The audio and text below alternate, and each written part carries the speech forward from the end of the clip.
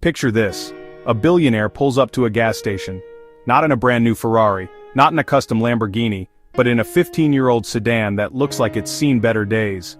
The paint is a little faded. The rims are scratched. The kind of car you'd expect a college student to drive, not someone who could buy the entire dealership in cash. And here's the twist. He could have bought any car he wanted. He could have gone straight from that gas station to a luxury showroom, dropped $500,000 without blinking, and rolled out in the newest, shiniest, most envy-inducing car on the planet. But he didn't. He chose the old car. And that tiny decision, between what he could do and what he actually does, reveals more about how rich people think than any stock market chart, budgeting book, or motivational seminar ever could. Because the truth is, rich people don't just accumulate wealth. They protect it. They nurture it. They live by a set of quiet rules that seem invisible to the rest of us. And the old car? That's not just a vehicle, it's a signal, a clue, a breadcrumb trail that, if you follow it, might just change the way you think about money forever. Now let's be honest. Most of us have been sold a very different picture of wealth. We see the rap videos, the glossy Instagram feeds, the luxury reality shows. Wealth looks loud. Gold chains, diamond watches, supercars revving through city streets. The story we're told is, if you're rich, you flaunt it. You show it off. Otherwise, what's the point? But what if the real story, the one happening quietly in the background, looks nothing like that? What if wealth doesn't shout, but whispers? Take Warren Buffett, for example. One of the richest men alive, worth over $100 billion. Do you know what he drives? A modest Cadillac, no chauffeur, no exotic collection of cars gathering dust in a climate-controlled garage. Just a practical sedan he's perfectly comfortable with.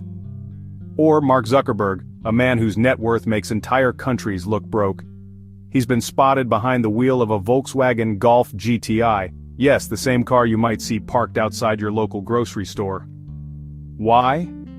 Why do some of the wealthiest people in the world, people who could buy fleets of Bugattis without breaking a sweat, still choose cars that most people would call ordinary?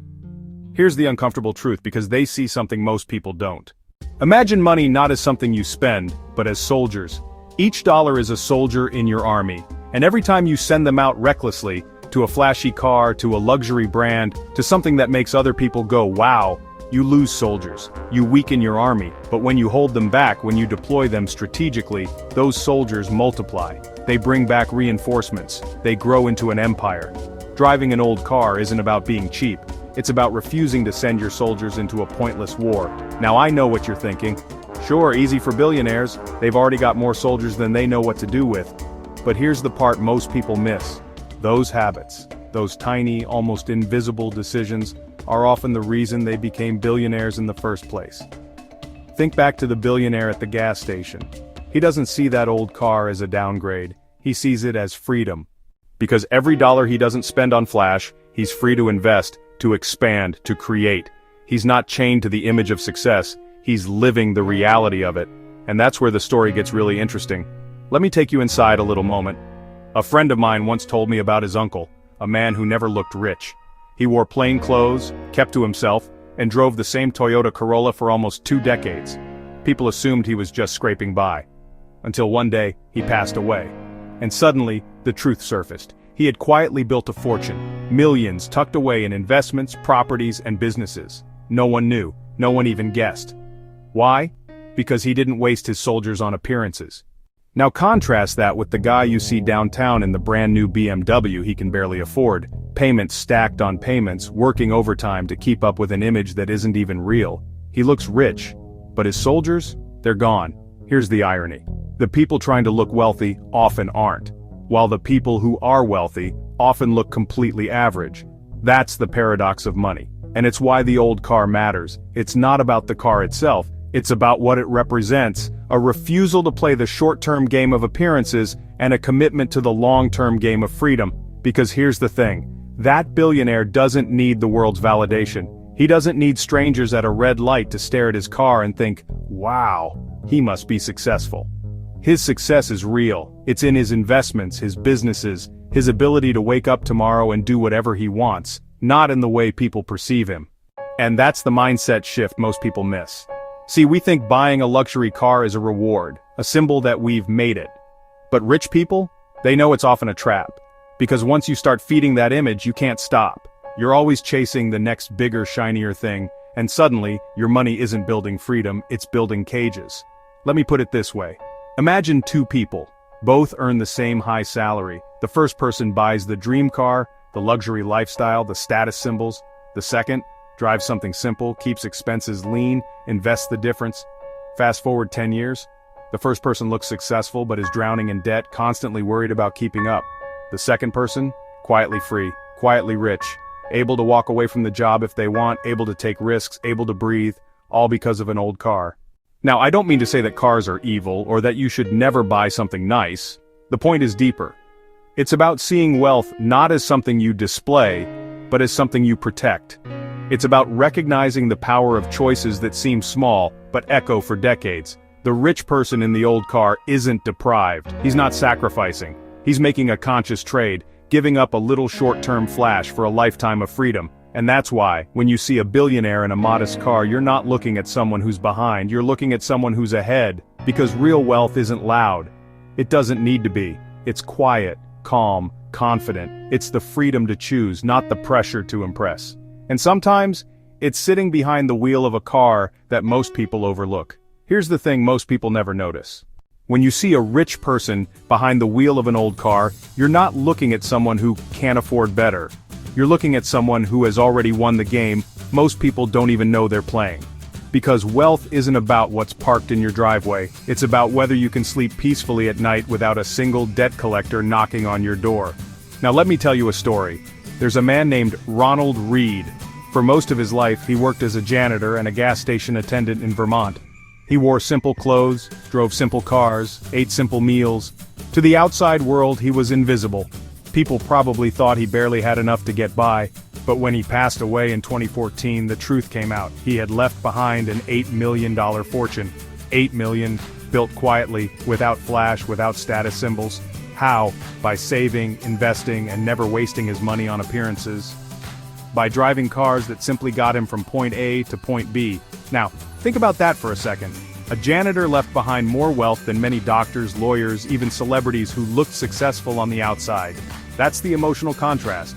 One man was overlooked his entire life but walked away freer than most of the people society admires. And here's where it gets uncomfortable. How many people do you know right now who drive cars more expensive than their savings account? That's not freedom, that's a cage with leather seats. But here's where the story takes a turn. A friend of mine once told me about a guy he knew in college. This guy hustled his way into a high-paying job in finance. First paycheck, he bought a brand new Mercedes. Second bonus, he upgraded to a BMW. The moment he felt ahead, he spent it on proving it to the world. For a few years, he looked like the definition of success, but behind the curtain, he was drowning. Loan payments, credit card debt, zero investments. His success was like a shiny balloon, ready to pop with the tiniest pin. Meanwhile, another guy from the same class drove his old Honda Civic until it was practically held together by duct tape. People laughed, said he was cheap, but while they laughed, he was quietly stacking cash, buying index funds, buying rental properties. 10 years later, who do you think was free? That's the cliffhanger moment most people don't see until it's too late. And it leads to the bigger lesson. Rich people aren't trying to win today's applause. They're playing for tomorrow's freedom. Think of it like a chess game. The flashy car, the luxury watch, the designer lifestyle, that's like moving your queen out too early. It looks powerful, it looks aggressive, but it leaves you exposed. The real masters? They know the power is in patience, protecting the pawns, building slowly, holding back until the moment is right. And the car? It's just another pawn, nothing more, nothing less. But here's what makes this so powerful. It's not about deprivation. It's not about saying, don't ever buy nice things. It's about discipline over indulgence, about choosing freedom over chains. Let me paint the contrast clearly. Indulgence feels good today. You roll up in the shiny new ride, people stare, and for a moment, your ego puffs up like a balloon. But tomorrow, the payments arrive, the insurance is higher, the stress creeps in. That balloon, it deflates. Discipline, on the other hand, feels quiet today. Nobody claps when you drive a 12-year-old Toyota. Nobody applauds when you pass on the luxury lease. But tomorrow, you have freedom, options, breathing room. And that quiet, it turns into power. And once you taste that kind of freedom, you realize it's worth more than any car could ever give you. But let me take you even deeper. There's another reason wealthy people often drive old cars. It's psychological. See, once you remove the need to impress strangers, you start making decisions for yourself, not for the crowd. That old car becomes a daily reminder. I don't need to prove anything, I've already won. Mark Cuban once said, if you use debt to buy things you don't need, you'll end up working for people you don't like to keep things you don't want. That's the trap. But here's the twist. Driving an old car isn't just about saving money, it's about training your mind. Training yourself to value what lasts, not what fades. To see through the illusion of status. Think about it, the moment you drive a brand new luxury car off the lot, it loses thousands in value. Instantly. That shiny badge on the hood, it's like buying a balloon that shrinks every second you hold it. Now compare that to investing in a rental property, or in the stock market, or even in your own skills. That's planting seeds. Seeds that grow while you sleep. Seeds that feed you for years. Which would you rather have? A balloon that shrinks or a tree that grows? And this is where the old car becomes more than just a vehicle. It becomes a philosophy. A statement that says, I'd rather grow trees than buy balloons. But here's the part that surprises people. Rich people aren't always frugal in every aspect of their lives. They'll spend big on things that matter. Experiences, health, time with family, education, opportunities. But they don't throw money at things that only impress strangers for a moment. That's the contrast most people miss. It's not about being cheap, it's about being intentional. I remember hearing about a tech founder who drove an old beat-up Subaru even after his company went public. Someone asked him why. He smiled and said, because it works, and because I don't want my kids growing up thinking a car makes them important. That one line stuck with me. A car doesn't make you important. Money doesn't make you important.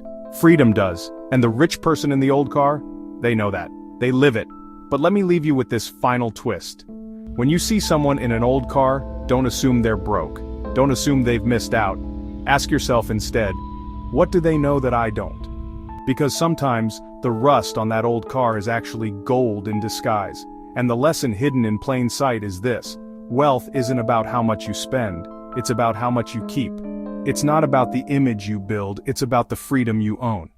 So the next time you pull up at a stoplight and glance over at the person in the old car beside you, don't be so quick to judge. They might just be richer than everyone else on the road.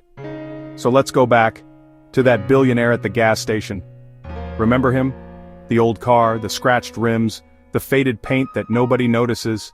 In that moment, most people would see a contradiction. Why would someone with so much money drive something so ordinary? But that's exactly the point.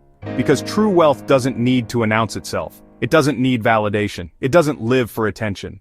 That old car is more than transportation. It's a quiet declaration. A reminder that the habits we practice daily, saving, investing, choosing freedom over flash, matter far more than the trophies we show off. And here's the bigger truth. Wealth isn't built in grand gestures. It's built in the small, repeated choices we make when no one's watching. Choosing the old car instead of the debt trap. Choosing to invest instead of impress. Choosing patience instead of impulse. Those choices seem invisible at first. Insignificant, almost boring. But like drops of water carving stone, they shape a future far stronger than any single dramatic decision ever could.